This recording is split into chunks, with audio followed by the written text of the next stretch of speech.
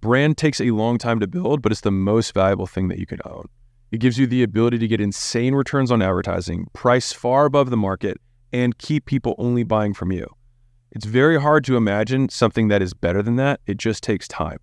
And so this is probably the lesson that took me so long to learn. Many years. I think I would say it took me a decade to learn this. And I've only been able to reap the fruit of this in the last couple of years. And first off, I didn't even understand what branding was. Branding is simply an association people make between something they know and something they don't know. And the thing they don't know is your business, and the thing they do know should be something they like. And then over time, that rubbing of the thing that they like rubs off on your brand, and eventually you can drop this thing and only have your company, and they will make that positive association with you. And so there's 3 ways that people will make associations. This is how you build a brand. One is what you say or show. So that's controllable. So people will associate this hat with me, and if you got value during this thing, then you'll associate the value with acquisition.com. Cool. So that's what I can say or show. This is advertising. Me making this content is advertising, right? I'm letting people know about my stuff. The second level is what other people tell them. And so that means like either someone who's interacted with your advertising or someone who's interacted with your product. So it's like, hey, I saw this trailer for Mission Impossible, 306, and you're like, I think I'm going to go see it. Now, if your friend says, oh, I saw it, it was bad, don't waste your money, the likelihood I go see it, if I agree with that person's taste, that's key side note there. If I tend to like the same movies they like, then I would take that really heavily. If it's like my mom and I don't agree with movies that she likes, I might just go see it more because I'm like, oh, if she hated it, I'll probably love it, right? And so what you say as the company owner is thing 1 that you can control the most. Thing 2 that you can't really control is what other people say about your stuff, which then goes to C or 3, which is what the customer ends up saying once they experience it. So it's what you say, what other people say, and what they actually experience. And so as you can imagine, what they experience is going to be the strongest thing. So you see the ad, you think about going to the movie. Someone tells you something about the movie, maybe that influences your decision. Once you see the movie, then you have a much stronger opinion. And you can see another ad about the movie, but you're like, I don't care what the ad says. I saw the movie. I bought the sandwich. I went to use their marketing services. You have a very informed opinion because you had an experience. And so this is why brand and product are always going to be interrelated, because how do you get what other people say to be good to your potential prospects? You make sure that their experience was exceptional so that when they do see it, they say, hey, the movie was awesome, you should go see it. Now, if someone who I like a lot says, hey, the movie was awesome, you should go see it, and I'm like, I saw the ads, I didn't think it was that good, and they're like, dude, believe me, see it.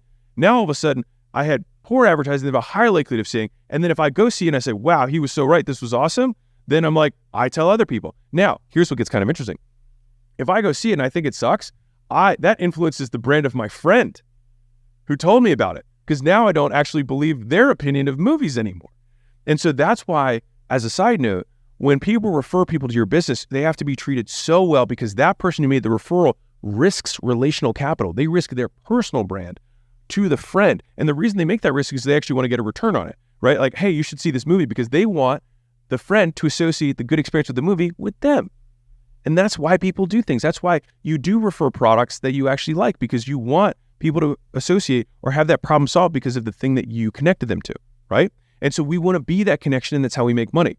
Now, if we're thinking long-term though, from a branding perspective, if you make a big promise and you deliver on that promise consistently, people will say, wow, they are what they said they were, which is one of my biggest rules of marketing, is state the facts and tell the truth.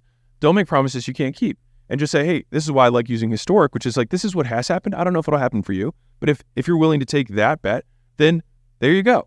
And so if we think about the things that are some of the strongest levers in business, price is the strongest lever on profit of all things that you can control business. If you get people to buy something for $1 million that other people buy for $10, you're gonna make a lot of money.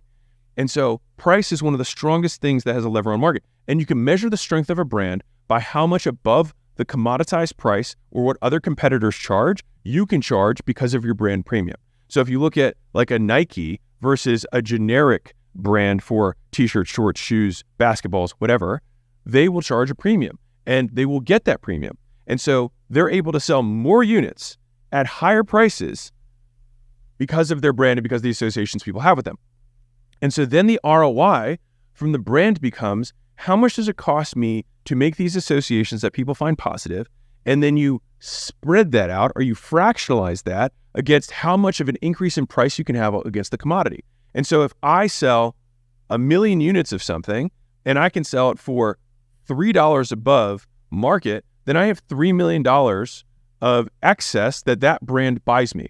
And so if I can get an association that yields me that outcome for, let's say, I can get a championship fighter for $250,000 a year to be in my ads, then I get a 10 to 1, or I'll say 300,000 to make it math simple. If I pay $300,000 to that association and I can now charge and make $3 million extra, I get 10 to 1 on that branding. The ROAS you get, return on advertising spend, absolutely still, all the metrics count the same for branding as they do with direct response advertising. You just have to measure over a longer time horizon. That's the difference. And I will say on a personal level, branding gets you far better returns on advertising than anything else. It just takes longer. And so think about the direct response world as like your paycheck. It's like you write a check in and you get money out. You write a check in, and the moment you stop spending that money, you stop making money. Brand is like your long-term investment. In the beginning, you're investing money into your IRA, you're investing money into your 401k, you're investing money in the stock market, but it's not really compounding yet. But the thing is that you keep doing that, you keep doing that, you keep doing that, and all of a sudden the compounding starts to become this monster that you can't even spend enough marketing dollars to make up for that level of compounding. And that's what happens over time. It just takes time to get there. But the way that you control it are that you make sure that the things that you were saying about yourself are associated with things that the people who you're trying to sell to associate positively. And this happens in content and also the people that you associate with publicly. The second part that you can control is how much you deliver on the promise, because the experience is always going to be the heaviest weighted thing that people have. Now, the approximation of an experience is a review, right? The reason reviews matter so much is because we see that, like, cool, they say they're great. Now I go to their site and I read reviews to see, are they telling the truth or not, based on approximate reviews. And then I say, okay, well, this guy had a 1 star, but it looks like he isn't a lot like me. Now I look at these other guys, oh, these are a lot more like my use case, and they had 5 stars. Okay, well then I feel like my risk adjusted on making this purchase is low. Now I buy it, and then I decide for myself. But the branding is a loop. It helps make the purchasing decision, and if you fulfill on that, then guess what they're not going to do? They took a risk by buying your product, not knowing who you were. They don't want to take that risk again. And so if you deliver on the promise, they will just buy again from you, even with the premium. And this is how brand in and of itself can create a competitive moat. People who buy Apple become Apple buyers. They just only buy Apple. And so even though somebody else's product might even be better, they don't want to risk trying it, and they don't want to have the cost of learning a new interface and all this other stuff. And so brand gets you higher returns on advertising, it allows you to price far above the market and get people that once they buy from you, they keep buying from you. And you do that by what you say, what other people say, and what customers experience at the very end when they use your product. And that either gets them into the buying loop again forever, or it kicks them out. If you look at the cutting edge direct response world, the strategies that they use approximate a brand. And so let me explain what that means. So if you go to, quote, cold traffic, people who don't know who you are, you have no association. Once those people go in your world, oftentimes, unless it's like a widget or something that's a very impulse purchase, you have something called like a warm-up sequence or a nurture sequence, or you deliver value, or you give lead magnets. These are all things that actually approximate branding. So if I give someone, let's say, a PDF that is very valuable, well thought out, has lots of research in it, someone might get a lot of value from that. And then I approximated a purchase with them. They did an exchange, they got something, and then that thing was valuable. And they used that to extrapolate into what a decision would be like, or what a product would be like if they made a purchase from you.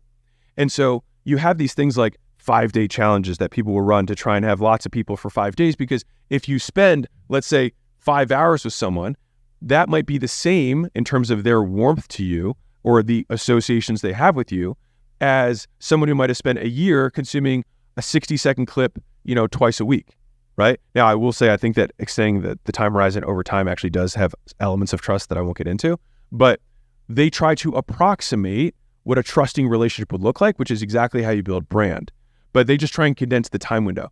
And so this is why if they want to sell you Swampland, they invite you to a vacation for free, and they spend 2 days with you pitching Swampland, because at the end of 2 days, you're like, wow, I spent 24 hours with this person. Like, I feel like I can trust them. And so they actually build a reputation in a very minor, in a mini way, in a tiny audience to make the sale. Whereas if you want to build, in my opinion, big brand, you want to build that same level of trust across millions of people. And then when you say, hey, I've got something, they all act as though they've been with you for 2 straight days to make the purchase. And if you spent 2 days with someone and said, hey, buy my basketball, they'll all buy it. But you just do that times a million. And that's what big brand looks like. Business truth.